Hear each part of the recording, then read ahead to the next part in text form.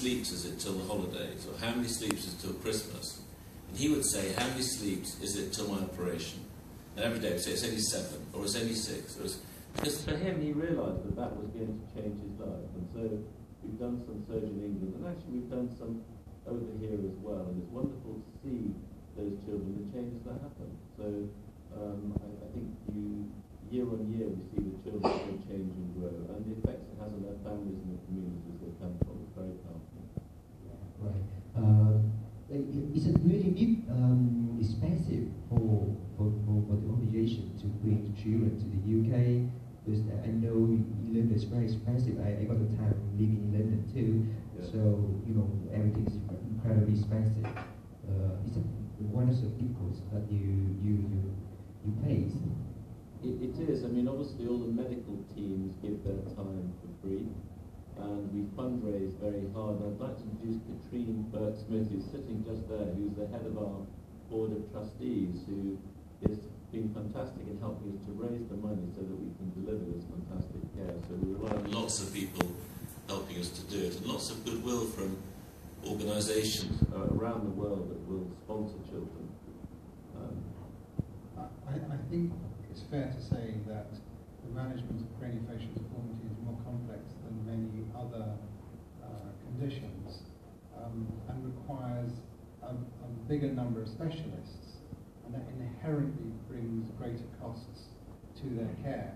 And that will be the same here in Vietnam as it is anywhere in any craniofacial unit, because if you have one surgeon in an operating theatre solving a problem, it's a lot cheaper than paying to have 5 consultants in the operating theatre.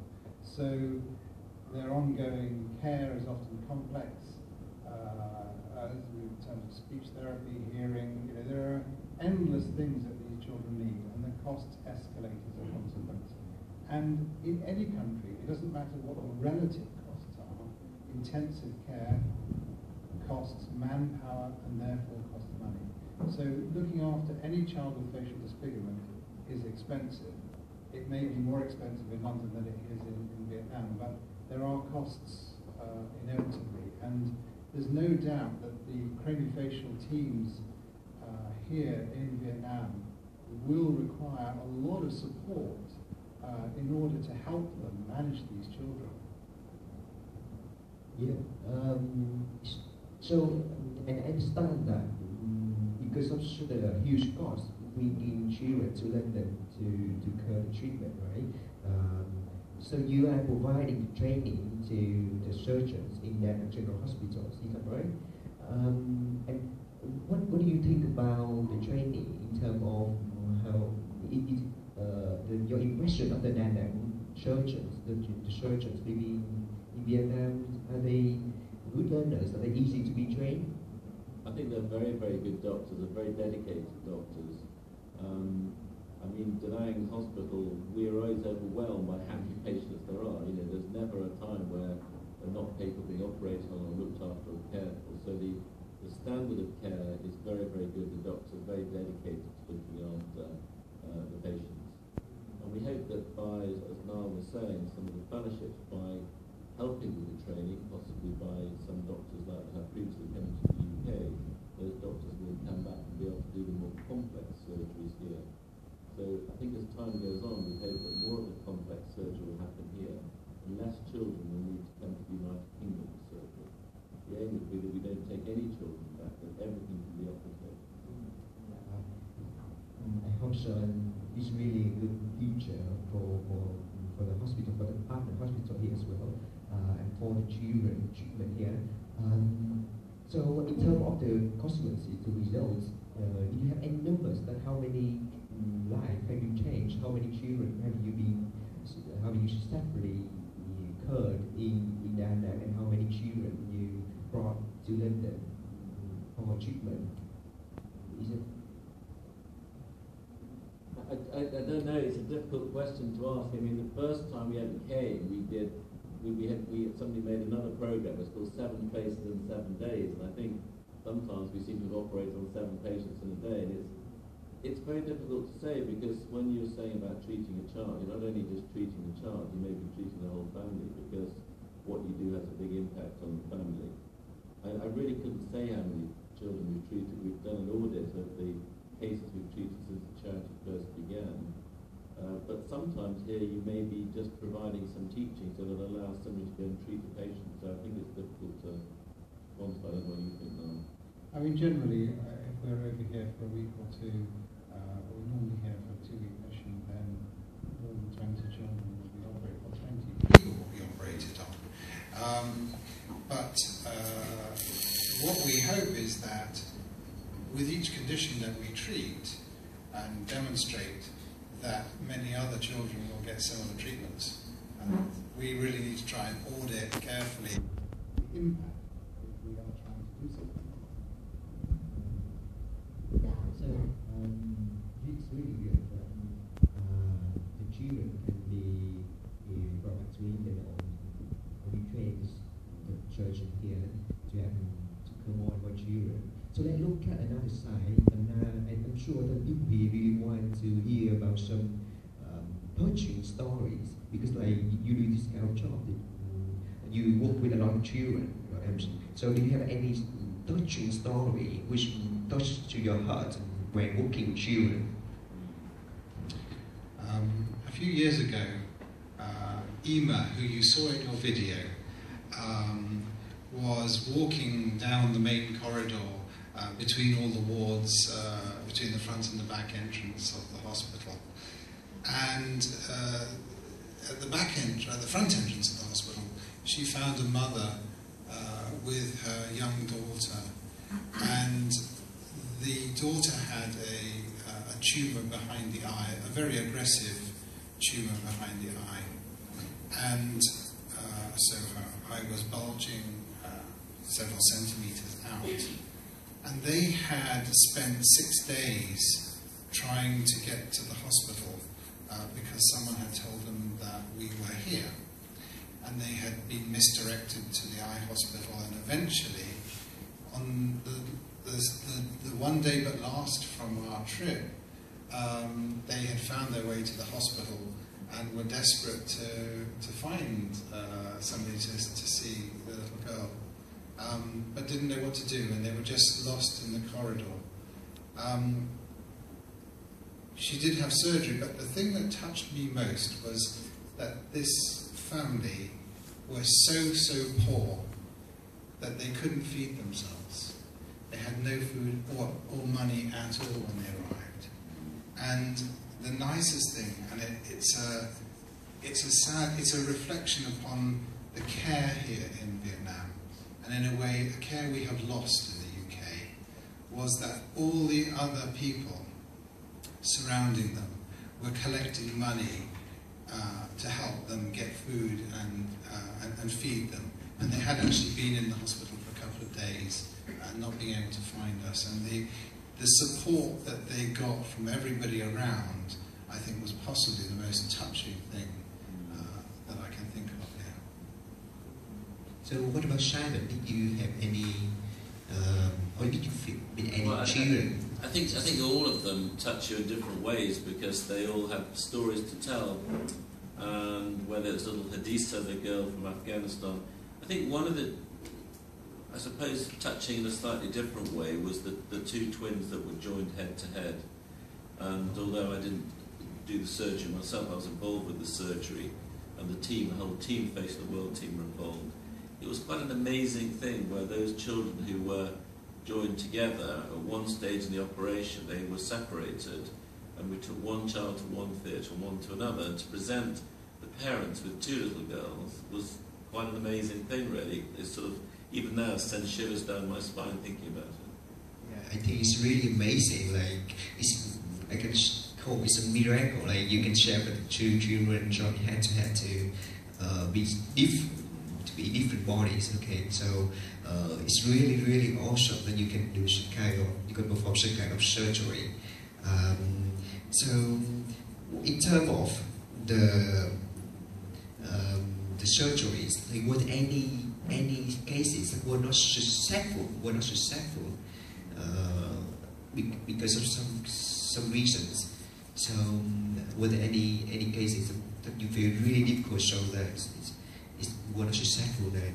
And what would you do afterwards? Well, I had a little boy, actually, he died, actually, I have to say, and it was a terrible thing. Really terrible, because it was a little boy who had a very, very big vascular malformation, vascular tumour. And we'd seen him several years here, and he'd had some surgery here unsuccessfully. And he came to the United Kingdom, and we operated on him, and several days afterwards he had a bleed into his brain and died. And it was truly terrible, because you think you're giving somebody an opportunity for life, and of course what you do is end up taking their life away. And his father was with him, and his mother came, and for me one of the things was that when we came the next year we went to see them. We went to see his parents, and they had the body cremated in England and brought the ashes here, and we went to the Buddhist temple, and it was very nice it was important, I think, for me and perhaps for the team to feel that we still have that relationship and we could talk about this boy. But you realise that there are some very good luck stories, but sometimes difficult things happen, and you have to be there to support each other and support the parents. And we're still in contact with them. And this boy really didn't have many chances in life, and possibly he wouldn't have survived. But nevertheless, it was during the procedure that he died, so it was hard for all of us. Yeah, sometimes it can be hard. And a short video from BBC is lucky today that because of technical difficulties cannot be shown to the people here. But at the end of the video, I noticed that you still keep contact with the families and the children after the treatment, right? To look after them or to see how it's progressing going on. Is that the thing? Is that after that you will be still in contact, and what would you do after the treatment? And how long will you be keeping in touch with the children until? It hugely depends on the condition that they have. So for some patients, one-stop surgery will solve their problem. They can go back into life, and they never need to come and see you again. And that's very nice. But there are also conditions where, as a child grows, they need certain operations at certain ages. Because if you do some operations too early, you actually prevent them growing properly. And so surgery will be planned specifically at different times in their life. So for those children, we need to make sure that we are keeping an eye on their progress until the next stage of their surgery. But always what we're hoping is that at some point we can let go and say, get on with it. That's the other thing, is that often people like to keep in contact. It is easy to email, and so we get emails from people saying hi just to let you know what I'm doing. So they want to share their good news and how their changing life has affected them. So it's always lovely to hear from them. That's great. Yeah, I agree with you. We still love to keep in contact after such difficult times. So let's talk a little bit about your motivation. I'm sure that all the people here want to hear the reason why you travel a long way from London to Vietnam. You spend a lot of money, you volunteer your time, treating the children in such a developing world like Vietnam. What really motivates and inspires you to come to help us?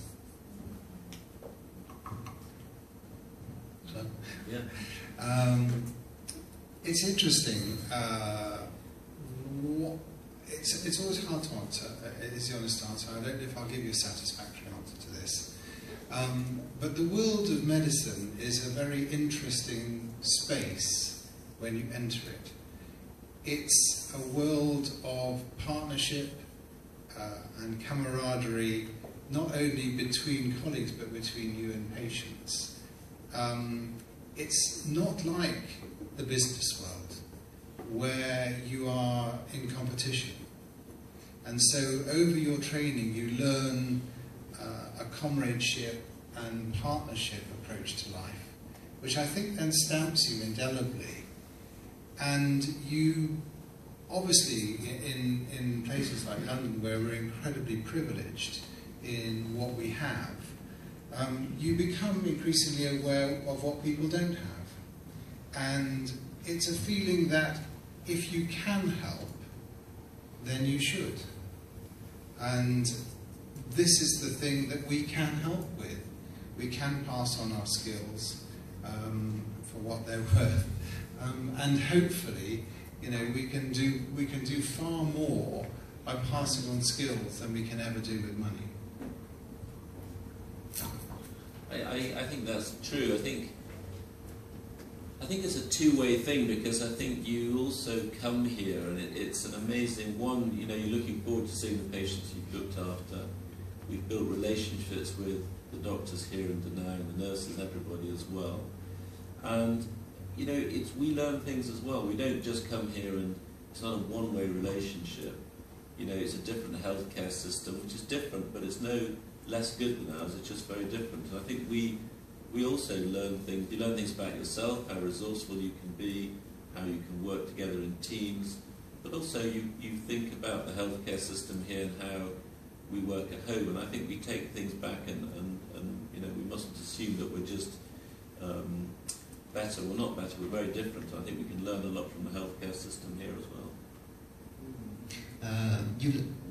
What in particular you learn from the healthcare system here? Because what I observe, you know, the London or UK health system is much more developed. What did you learn in particular the healthcare system? I think you learn you can run a very big hospital with very few number of managers, because the United Kingdom, we're very over-managed and we have lots and lots of people involved in healthcare without ever seeing a patient. Whereas here, I think probably there's a smaller team and it's very much more focused on what patients need. I saw a video that one of the team showed me yesterday, and back in London we have extremely complex and expensive machinery to deliver oxygen to patients as they're moved from the operating theatre into the recovery area. And I saw the most resourceful, cheap, sensible technique of filling a bag up and then slowly allowing it to empty instead of employing a very expensive bit of kit. And I thought, yeah, we just need to think about things in a different way. You can do things with very well with very few resources. It's just really good motivation here, right? Because I also a person who volunteer a lot, and you said the health system is different from the business world. So, what did you choose Vietnam and Da Nang in particular? Was it because here because of the so-called Asian Orange during the Vietnam War? So we got so many children in need with facial disfigurements. Was the reason why you came to Vietnam and Da Nang in particular? I mean, that was one of the first things, because we had quite a number of patients from Vietnam with facial deformity, and probably the cause, at least in part, if not totally, is due to Agent Orange. We then secured a grant from a company that wanted to sponsor a big project, and so before the doctors came out, we sent some of our nurses and people to charity to look at the infrastructure, and that's how we started. And once we came and partnered up with the hospital and the doctors, we then realised that it was going to be a very profitable relationship, and Vietnam was somewhere that was very receptive to working together in a team. I think in all honesty, we didn't know about Agent Orange.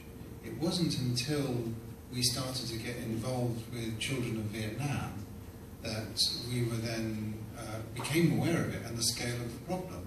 And it's an interesting thing is that in most of Europe, most of the United States, and certainly in our country, people are not aware of the outcome of the conflict. And in fact, one of the things that we do try to do is to highlight the nature of the problem here in Vietnam in order to try and get the necessary resources that you need. In terms of Asian Orange, I think, it's true that we got many children in need, and it's really grateful that you be helping us for the last 8 years.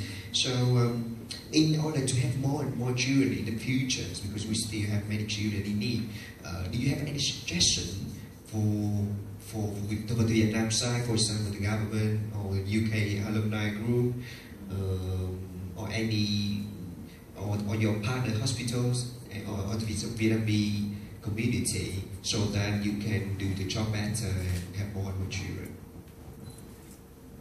I'd like to make an appeal to all of you as people who I think could contribute hugely yourselves. And one of the things that's going to be key for us is the training of the doctors on fellowship programs in the UK. And just one of the most simple things is actually ensuring that the doctors have appropriate English qualifications, because in order legally to be allowed to work with us in the operating theatres in UK, the surgeons have to pass an examination called the PLAB examination, and they can't pass the PLAB examination without high-level IELTS skills. And whilst all of you here have fantastic English, many of the doctors who want to come don't.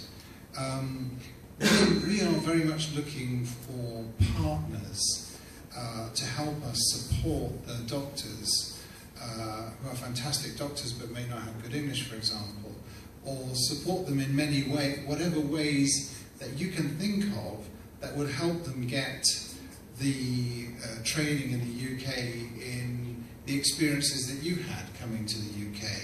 You know, supporting them in whatever way you can, so that when they come to us for a year or so for their fellowships, then they can bring back the necessary skills that will then allow us, Vietnam, to be a completely self-sufficient society. And I simply ask those of you who can to support them as you can and if you can. Yes, very good. I mean, perhaps you might get invited back again in a few years, and perhaps you'll have some doctors as your alumni that are people who are doctors that have gone to the United Kingdom and been part of our education programme and come back here to help other people. So perhaps the network that you've got already would be good for them to link into. And you know, like recently in Vietnam, the students, they learn English a lot, and many of them have got IELTS qualification. So I think so it's kind of the people will be qualified and will be a good resources for the future of the academy in Vietnam. Do you have any suggestion just for the government in terms of or the hospital or the government in order to help you more? And I mean the authority to have more children, or you want to in terms of the breast, for example. Do you have any suggestion? I suppose it's difficult because we wouldn't want to adversely affect. We wouldn't want it to have the opposite effect, because sometimes bringing too much to the press attention may mean that people find it more difficult to get visas to travel abroad. I guess what we need to do is just do it by our action. The more people that we can train, the better. The more doctors that we can train in the United Kingdom to come back here and look after the patients. And you know, it's a program that may start with a few people a year, but possibly it may be more, and it may not just be Niall and I and the colleagues here training, but there may be much more medical exchange of knowledge. So I think by increasing the numbers of people, I think it's difficult. We wouldn't want to comment on the government, because we wouldn't want it to have a negative effect on what we're doing. Okay, and for the last question before we come to the question from the audience, because I'm sure they got many questions for you and they want to know more. Just the question about after 8 years coming to Vietnam, what do you think about the country, the people, the children, and do you like the environment here? Do you love the country? I can't think of anything I don't like about it, actually. It's a wonderful place to visit. It's fascinating because it's very different from where we are but you realise that medicine for us is a common bond and